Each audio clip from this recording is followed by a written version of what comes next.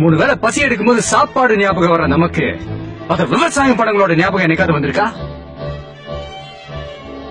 கடந்த 30 வருஷத்துல 12,456 ஏரிகள் மூடப்பட்டிருக்கு, 27,000க்கும் மேல குளங்கள் அழிக்கப்பட்டிருக்கு, 7 ஆறுகள் மூடப்பட்டிருக்கு, 1,67,512 ஏக்கர் விவசாய நிலம் அழிக்கப்பட்டிருக்கு. தாமிரபரணி ஆறுல இருந்து ஒரு கோலா கம்பெனி ஒரு நாளைக்கு 9 லட்சம் லிட்டர் தண்ணி எடுக்கிறாங்க. இல்ல விவசாயத்துக்கு தண்ணி எங்க இருக்கும்? விவசாயி தற்கொலை பண்ணிக்காம என்ன பண்ணுவான்? அவங்க பசிக்கு பிச்சை கேட்கல சார், விவசாயத்துக்கு தண்ணி கேட்கறாங்க. தன்னூத்து கிராமம் மட்டும் இல்ல, சொந்த ஊரை விட்டு ஓடி போன அத்தனை விவசாயிகளும் தான்.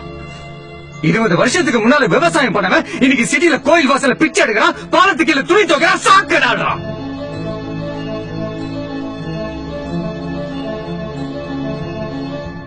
உங்களை நிறைய பேருக்கு தெரியாத ஒரு விஷயத்த சொல்றேன். இந்தியா முழுக்க ஒவ்வொரு 30 நிமிஷத்துக்கு ஒரு விவசாயி தற்கொலை பண்ணிக்கிறான். அவங்க குடும்பமே தெருவுக்கு வருது. இது கடந்த 10 வருஷமா நடந்துகிட்டு வருது. அவங்களோட பரம்பரையை உங்களுக்கு சாப்பாடு போடுறதுக்காக வாழ்ந்த குடும்பம் கொஞ்சம் கொஞ்சமா அழிஞ்சுக்கிட்டு வருது. 2002 இருந்து இது வரைக்கும் ஒரு 10 லட்சம் விவசாயிகள் இந்த தொழிலே விட்டுட்டு வேற வேலைக்கு போயிட்டாங்க. இப்போ மீத்தேன் வாயு அது எடுக்கிறதுக்காக தஞ்சாவூர், நாகப்பட்டினம் 2 டிஸ்ட்ரிக்ட்லயும் 1,64,819 ஏக்கர் நிலப்பரப்ப ஒரு மல்டிநேஷனல் கம்பெனி அழிக்க போகுது.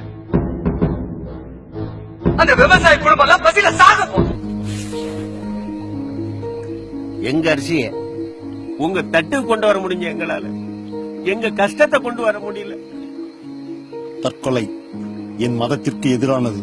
ஏழையின் பசியை போக்க வேண்டும் என்கிற என் மதத்தின் இன்னொரு கொள்கையை முன்னிறுத்தி என் உயிரை விடுகிறேன். இந்த குளிர்பான கம்பெனியை தடுத்து நிறுத்த வேண்டும். இந்த தண்ணிலே எங்க ரத்தத்தை கலக்கிறோம். ஒருவேளை இங்கே ஃபேக்டரி ஆரம்பிக்கப்பட்டா நீங்கள் குடிப்பது கூல்ட்ரிங்க்ஸ் அல்ல, ஏழை விவசாயியின் ரத்தம்.